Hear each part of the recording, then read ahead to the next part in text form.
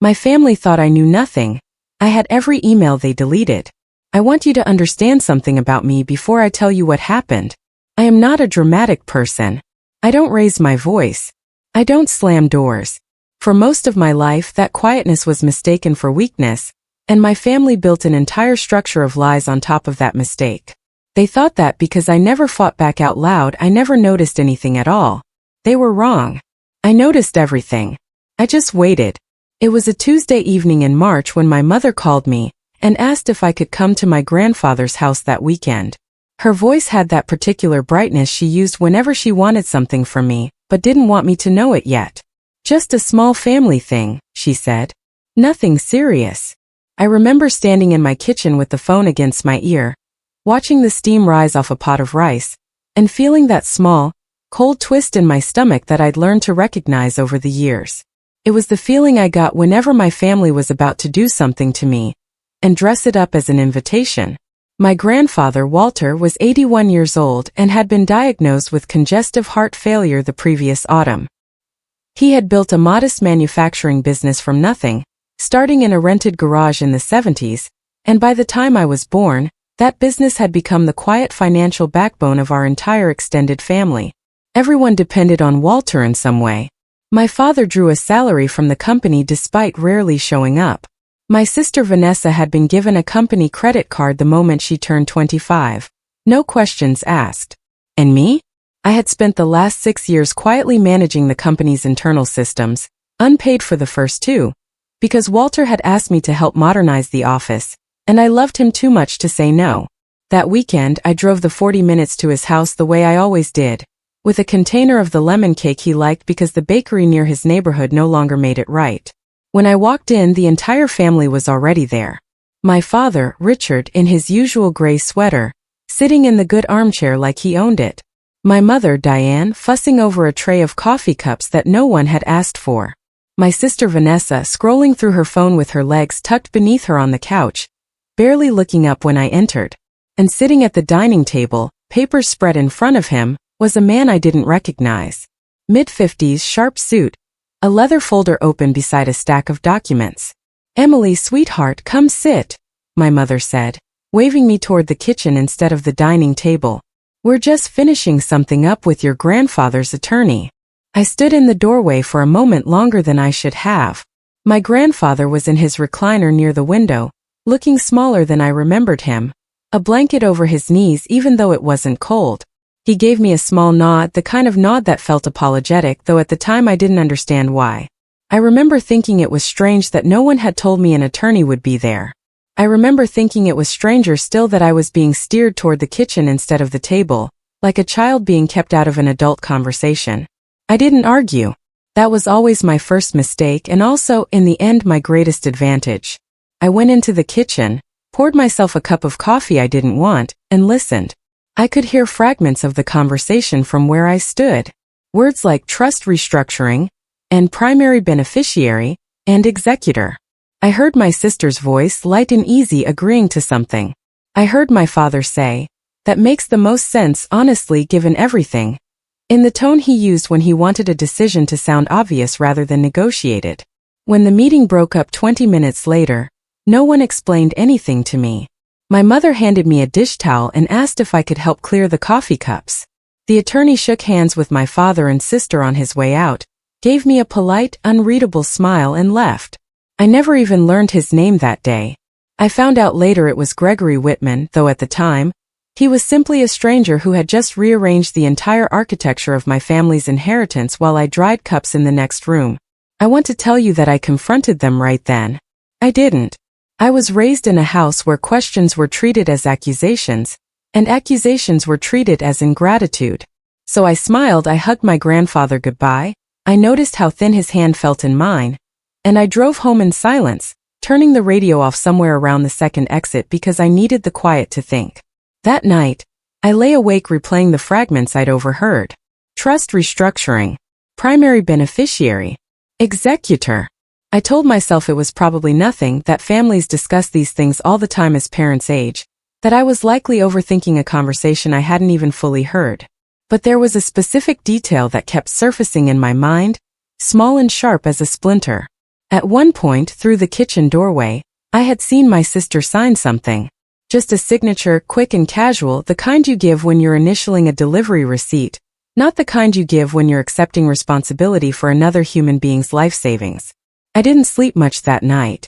But I also didn't yet know how right I was to feel uneasy, because what I stumbled onto in the weeks that followed wasn't just a private family conversation. It was the beginning of a plan that had been in motion for over a year, one built entirely out of things my family assumed I would never see. Need to explain something about my job because it matters for everything that comes after. For 6 years, I had been the one who kept my grandfather's small company running on the technical side. I set up the email system. I built the shared drives. I configured the backups. When Walter's assistant retired and he decided not to replace her, I was the one who quietly absorbed her responsibilities, in addition to my actual job, because I couldn't stand the thought of the business falling into disorder while he was dealing with his health. My father liked to joke that I was good with computers, said in the same tone he might use to describe someone who was good at crossword puzzles. He never once asked what that actually meant, what access it actually gave me, or what a person with 6 years of administrative control over a small company's digital infrastructure might eventually notice. Because here is the thing about deleting an email. Most people believe that when they hit delete, the message disappears, gone into some invisible void, unrecoverable and unaccountable. That is not how it works. Not on a properly configured business system, and certainly not on the system I had built myself with automatic archiving and offsite backups that ran every single night, quietly and visibly, exactly as I had designed them to run, long before anyone had a reason to hide anything from me. 3 weeks after that strange cake and coffee weekend, I was doing routine maintenance on the company's server, checking storage capacity before a scheduled backup, when I noticed something odd. A folder labeled Estate Confidential had appeared in a shared administrative drive, one that technically fell under my oversight, even though almost no one else remembered that. It had been created, used for 11 days and then deleted. Someone had gone to the trouble of clearing it out entirely. But deleted on my system only meant hidden from casual view. Did not mean gone. I sat at my kitchen table that night with my laptop open, my hands slightly unsteady, and I made a decision that would change everything. I was not going to hack anything. I was not going to do anything illegal. Everything I was about to look at was already legally within the scope of my administrative access, sitting quietly in backups I myself had configured for the company years earlier, for entirely legitimate reasons. I was simply going to look. The first thing I found was an email chain between my father and Gregory Whitman, dated 4 months before that weekend at my grandfather's house. The subject line was simple. Regarding WC estate planning. I read it twice, then a third time because I could not quite believe what I was seeing. My father was asking Whitman in plain language how difficult it would be to have my grandfather's existing trust updated to reflect what he called the family's actual involvement in the business. He specifically named Vanessa as someone who had, in his words, stepped up significantly and suggested that my role, though he acknowledged it, was more administrative than strategic and shouldn't factor heavily into long-term planning. I remember sitting very still after reading that. Not administrative. I had rebuilt their entire payroll system from a paper ledger. I had prevented 2 cybersecurity incidents that could have shut the company down for weeks. I had spent a Christmas Eve alone, migrating financial records because a server had started failing and Walter had been too embarrassed to ask anyone else for help. Administrative. But the sting of that word was nothing compared to what I found in the following weeks, because that single email was only the beginning of a much longer, much more deliberate trail. Over the following month, working carefully in the evenings after my own job, I reconstructed an entire timeline. I want to walk you through it the way I found it, piece by piece, because that is how the truth revealed itself to me too, not all at once, but in fragments that slowly, sickeningly, assembled into a whole picture. The first major piece was financial. I found a spreadsheet, deleted from the shared drive but sitting untouched in the nightly backup, titled simply Transfers. It was a record my mother had apparently kept, perhaps out of habit, perhaps out of the same instinct for order that made me who I was, except she had used that instinct for something else entirely. The spreadsheet documented a series of transfers from my grandfather's personal investment account into a joint account held by my parents, beginning 18 months earlier. Small at first. 2,000 here. 1,500 there.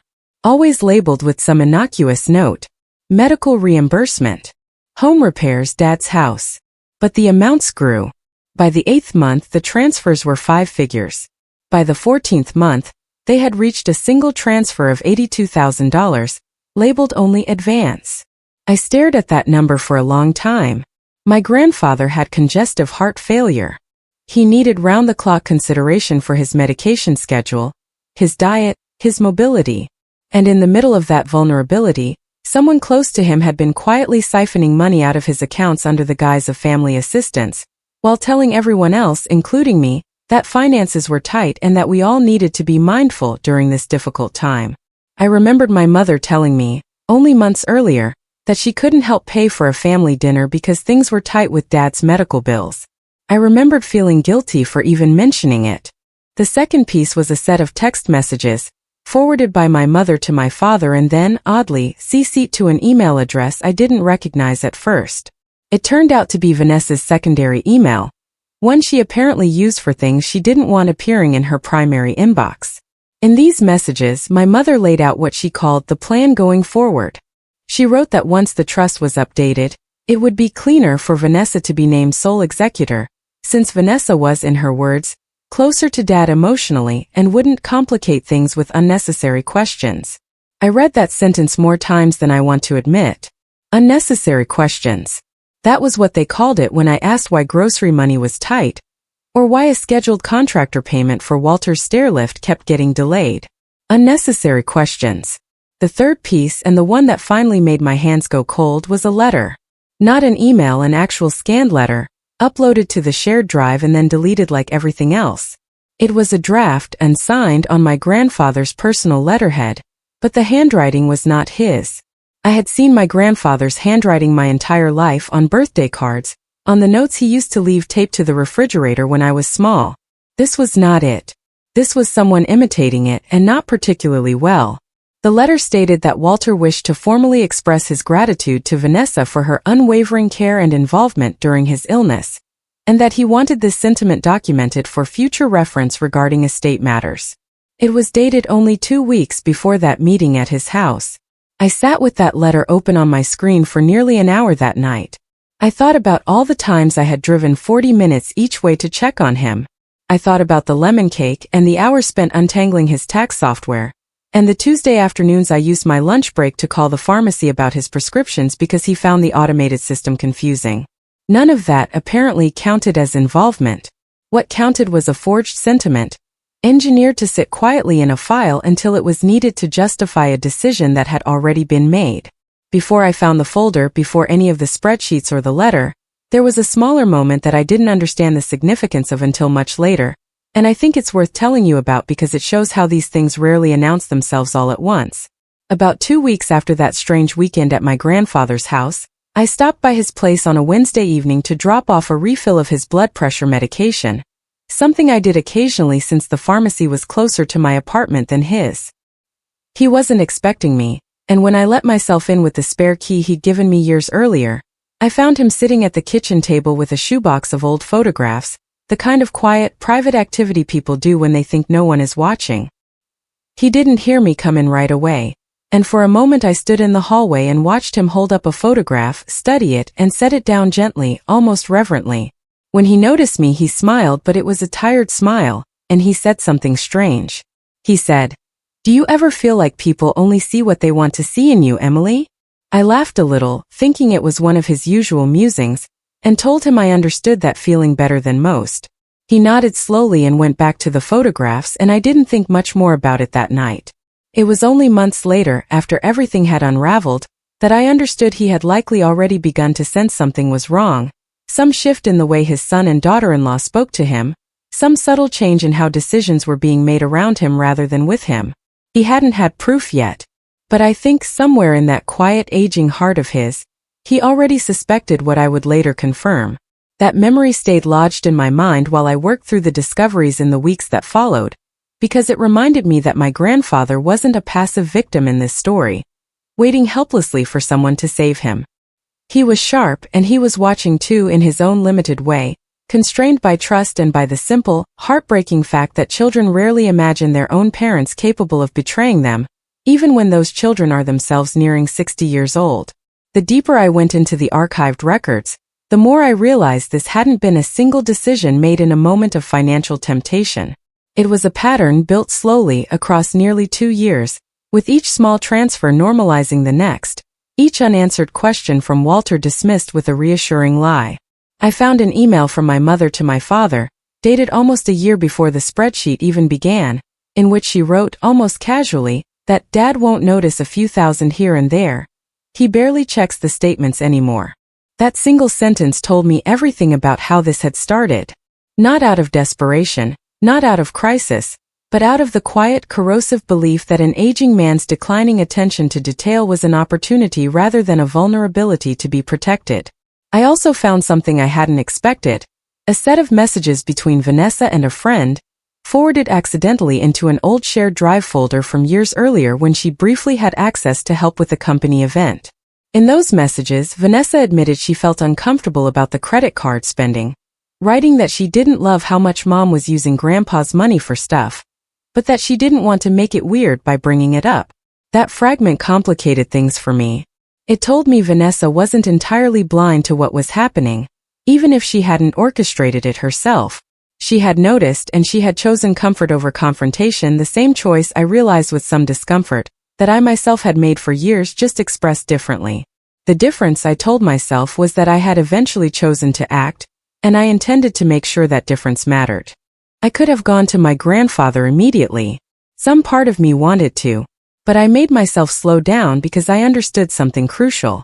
If I walked into his living room and said, "I found deleted emails proving Mom and Dad are stealing from you and forging documents," I would sound unhinged, and worse, I would tip my hand before I had enough to actually stop them.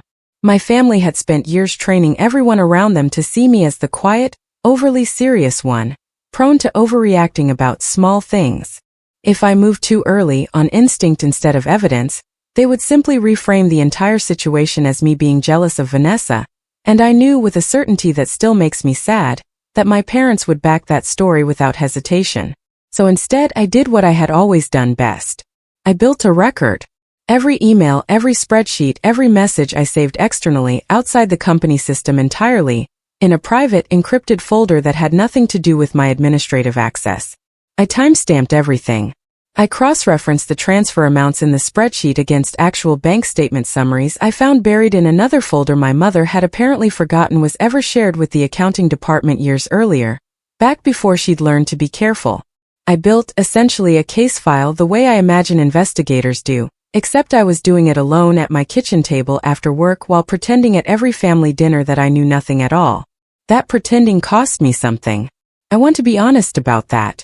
There were nights I sat across from my mother at Sunday dinner, watching her cut into a piece of chicken, chatting about a neighbor's landscaping, while I quietly held in my mind the knowledge that she had forged a letter in her own father's name. There were moments Vanessa complained, only half joking, about how stressful it was being asked to help manage some of Dad's paperwork, and I had to physically stop myself from asking what paperwork specifically because I already knew the answer better than she did. The hardest night was the one where my grandfather called me, unprompted, just to talk. He did that sometimes, especially after his diagnosis, when the isolation of illness seemed to weigh on him more in the evenings. He told me he'd been thinking about the business a lot, about what would happen to it, about the people who worked there who depended on their paychecks. And then, almost offhandedly, he said something that has stayed with me since. He said, "You know, Emily, you're the only one who ever asks me how the company's actually doing. Not how much it's worth. How it's doing." I didn't say anything for a moment. Then I told him I loved him and that we'd figure it all out together. I didn't yet know how true that sentence was going to become. It took me almost 2 months to gather everything I needed. During that time, I also did something I hadn't originally planned to do. I reached out carefully to Gregory Whitman's office, not as an accuser, but as someone requesting basic information about the standing of the company's administrative records, framed entirely around my legitimate role managing the systems. Through that contact and a few careful professional questions, I learned something that made the entire picture snap into terrifying focus. The trust restructuring my father had initiated was not yet finalized. It required a specific set of medical and cognitive assessments before certain provisions could be legally altered, assessments my grandfather had not yet undergone, despite what the family had implied to each other in private. In other words, there was still time. Not much, but some. I remember the exact moment I decided to stop being quiet. It was a Thursday afternoon, and Vanessa had posted a photo online, a picture of herself standing in front of what was unmistakably a newly leased luxury vehicle, captioned with something about treating myself finally. I sat looking at that photo for a long time, thinking about $82,000 labeled advance, thinking about my grandfather's stairlift payment that had mysteriously been delayed for weeks. I did not feel rage exactly. What I felt was clarity. A sharp, settling clarity, the kind that comes after a long fog finally lifts. I called Gregory Whitman's office directly the following morning and asked formally for a private meeting, explaining that I had documentation relevant to the estate planning process that I believed he needed to see. To his credit, he agreed without pressing me for details over the phone, which told me he was either a very good attorney or a very careful one, possibly both. 2 days later, I sat across from him in his office, a manila folder in my lap containing printed copies of everything, alongside a flash drive with the full digital archive, organized by date and category, the way I had learned to organize everything in my professional life. I laid it out for him calmly. The transfer spreadsheet, the email chain between my father and himself, which he read with a stillness that told me he hadn't fully grasped the scope of what he'd unknowingly been part of. The forged letter, which he examined for nearly a full minute in silence, turning it slightly under the desk lamp as if the light itself might reveal something. And finally, the text messages about executorship, about unnecessary questions. When he finally looked up at me, his expression had changed entirely from the polished, professional neutrality he'd worn when I walked in. He asked me quietly how long I had known. I told him the truth. 2 months. He asked why I hadn't come to him sooner. I told him the truth about that too.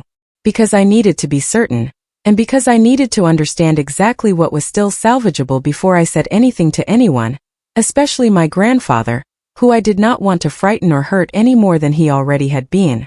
Whitman explained something to me that day that I hadn't fully understood before. Because the trust modification had not yet been finalized, and because there was now clear documentary evidence suggesting undue influence and potential financial exploitation of a vulnerable elder, he had both a legal and ethical obligation to pause the entire process immediately and to inform my grandfather directly. He asked if I wanted to be present when that conversation happened. I said yes without hesitation. I had spent 2 months being quiet. I was done being quiet.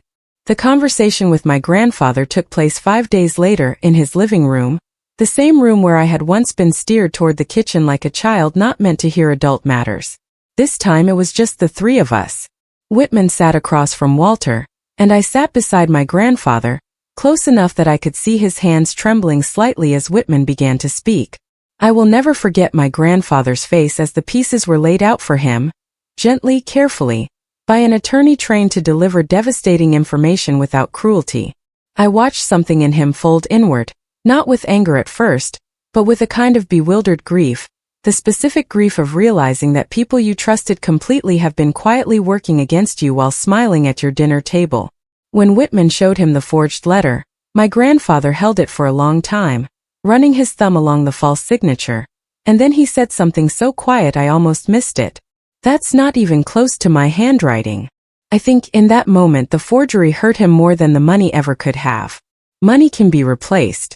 Being impersonated by your own family cannot. He asked me eventually how I had found all of this. I told him about the backups, about the system I had built years earlier without ever imagining I would use it this way. He looked at me for a long moment, and then he said something I still carry with me. You never once asked me for anything, Emily. Not once in 6 years. I told him I hadn't wanted anything from him. I had only ever wanted to help. He nodded slowly, and I saw his eyes glisten, though he did not let the tears fall, because that was not who he was. What happened next was not loud. There was no shouting confrontation, no dramatic scene where documents were thrown across a room. My grandfather, still sharp despite his failing heart, chose a quieter path, and I think that quietness was its own form of justice, more precise and more devastating than any outburst could have been. He called a family meeting for the following weekend. When my parents and Vanessa arrived, expecting, I imagine, another routine discussion about his health or the company, they found Whitman already seated at the table, along with a second attorney I didn't recognize, brought in specifically to review the financial discrepancies with full independence from the family's usual arrangements. I sat quietly in the corner, the same folder from Whitman's office now sitting closed on my lap, though everyone in that room would soon learn exactly what it contained. My grandfather did not raise his voice, not even once. He simply asked my father, directly, to explain the transfers documented in the spreadsheet. I watched my father's face shift through several expressions in the span of a few seconds: confusion, then something closer to panic, carefully masked, then an attempt at casual dismissal. "Dad, that's just, we can go over the finances later, this isn't the time." "It's exactly the time," my grandfather said, and something in his voice, calm as it was, made the whole room go still. He turned to my mother next and asked her, gently but directly, whether she recognized the letter Whitman then placed on the table in front of her. I watched the color drain from her face as she looked at it. She started to say something about helping him express his feelings more clearly, and I remember thinking that even now, in the middle of being caught, she was still trying to reframe the forgery as an act of assistance rather than deception. Vanessa said very little during that meeting. She sat with her arms crossed, staring at the table, and at one point she looked over at me, and for the first time in years, I saw something other than mild dismissal on her face. I think for the first time she was actually seeing me. Not the quiet sister who fixed the printer and managed the spreadsheets, but someone who had been paying far closer attention than any of them had ever imagined possible. My grandfather did not scream, did not disown anyone on the spot, did not perform some cinematic act of rage. Instead, he did something far more effective. He informed them calmly that the trust restructuring was permanently halted, that the funds already transferred would need to be repaid according to a schedule his attorneys would arrange, and that any further financial involvement with his accounts would go through a formal, monitored process from that point forward, with full transparency to all parties, including me.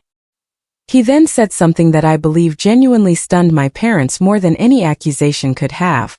He asked me, in front of everyone, whether I would be willing to take on the role of managing his financial oversight going forward, given my background with the company systems, and, as he put it, my demonstrated integrity.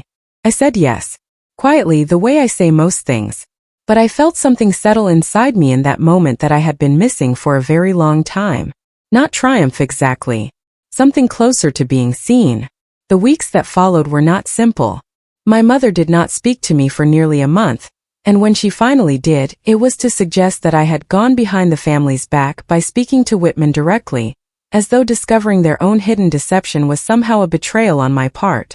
I let that accusation sit there without absorbing it the way I once would have.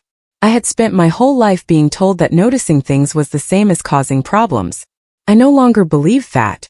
My father tried a different approach, one built around old family patterns, framing the entire situation as a misunderstanding that had spiraled out of proportion, insisting that of course he loved his father, that the money had only ever been meant as a loan, that I of all people should understand family complexity instead of acting like an outsider looking in.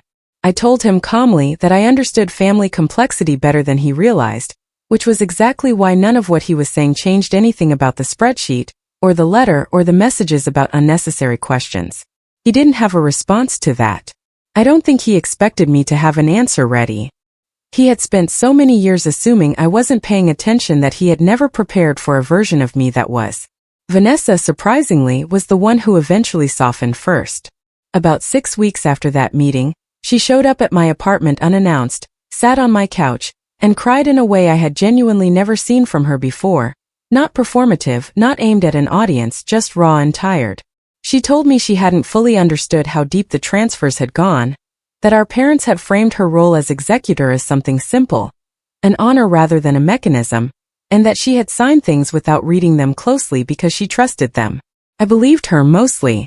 I still think she carried more responsibility than she wanted to admit, especially regarding the credit card spending and the vehicle lease funded, in part, by money that was never really theirs to spend. But I also recognized something in her that I understood painfully well, the particular blindness that comes from being raised to trust people simply because they are your parents, regardless of what they actually do. There was one more conversation from that period I need to tell you about because it changed the way I understood the entire situation, and I think it will change how you understand it too. About 10 days after the family meeting, my father showed up at my apartment alone, without calling first, something he almost never did. I let him in more out of habit than warmth, and he sat at my small kitchen table, the same kind of table where I had spent so many nights building the case against him, and he looked, for the first time in my adult life, genuinely lost. He told me he wasn't going to pretend the transfers were innocent, not to me, not anymore, because he said he knew I already had every document that mattered and there was no version of denial that would hold up against what I'd found. What he wanted, he said, was for me to understand how it started. He told me that 2 years earlier he had lost a significant amount of money in a business investment he'd never told anyone about, embarrassed by the failure, and that the first transfer, the $2,000 labeled medical reimbursement, had genuinely been meant as a one-time bridge to cover a mortgage payment. He said he told himself he would pay it back before Walter ever noticed. Then another gap appeared. Then another. He said that by the time a year had passed, the lie had become so load-bearing that stopping felt more frightening than continuing. I listened to all of this without interrupting because I wanted to understand, even if understanding didn't mean forgiving. When he finished, I asked him the question that had been sitting in my chest since the day I found that first deleted folder. I asked him why, in nearly 2 years of increasingly serious deception, it had never once occurred to him to simply talk to his own father honestly about the money he'd lost. My father didn't have an answer for that. He just looked down at his hands and after a long silence, he said quietly that he supposed he'd been more afraid of Walter's disappointment than anything else, and that fear had made him choose the coward's path instead of the honest one. I told him that fear was not a justification, but I appreciated, for the first time in longer than I could remember, that he was finally telling me something true. That conversation didn't repair our relationship. I want to be clear about that, because I don't believe in tidy endings where a single honest conversation erases years of calculated deception. But it did give me something I hadn't expected, a small human explanation underneath all the spreadsheets and forged letters, a reminder that even elaborate, cold-blooded betrayals often begin as something smaller and more pitiable, a single unpaid mortgage installment and a fear of disappointing a parent, before they calcify into something far uglier through repetition and rationalization. My grandfather's health did not dramatically recover, though I like to believe some of the stress lifting from him did help, if only a little. Over the following months, I visited him more often, not out of obligation but because our relationship had shifted into something steadier, something built on the specific trust that comes after truth has finally been allowed into a room that had been sealed shut for far too long. We spent afternoons going over the company's finances together, properly this time with full transparency, and he began teaching me things about the business he had never bothered explaining to my father or Vanessa, because, as he told me once quietly over coffee, they never asked the right questions. You always did. The trust was eventually rewritten, properly, with full legal oversight, independent medical evaluation confirming his cognitive clarity, and complete transparency among every family member involved. I will not pretend the final arrangement erased years of quiet neglect or made up for being treated as background furniture at my own family's most important decisions. It didn't need to do that. What it did was something simpler and, to me, more important. It recognized reality instead of a convenient fiction. It named plainly who had shown up, who had taken, and who had told the truth when it mattered most. I think about that Tuesday evening phone call sometimes, the brightness in my mother's voice as she invited me to a meeting she never intended for me to understand. I think about standing in the kitchen doorway, holding a coffee cup I didn't want, listening to fragments of a plan built specifically around my exclusion.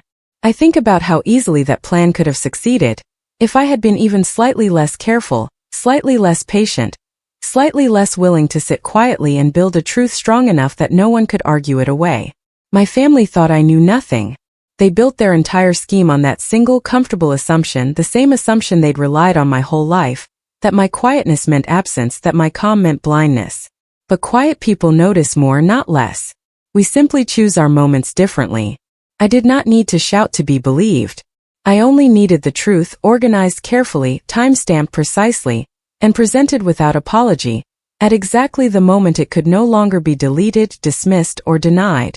These days my grandfather still calls me, sometimes just to talk, the way he always has. My relationship with my parents remains complicated, careful, still healing in some places and permanently changed in others. But I no longer sit in kitchens waiting to be told what's happening in my own family. I no longer mistake silence for safety. I learned, in the quietest possible way, that the truth doesn't need noise to be powerful. It only needs someone patient enough to save it, piece by piece, until the day it finally speaks for itself.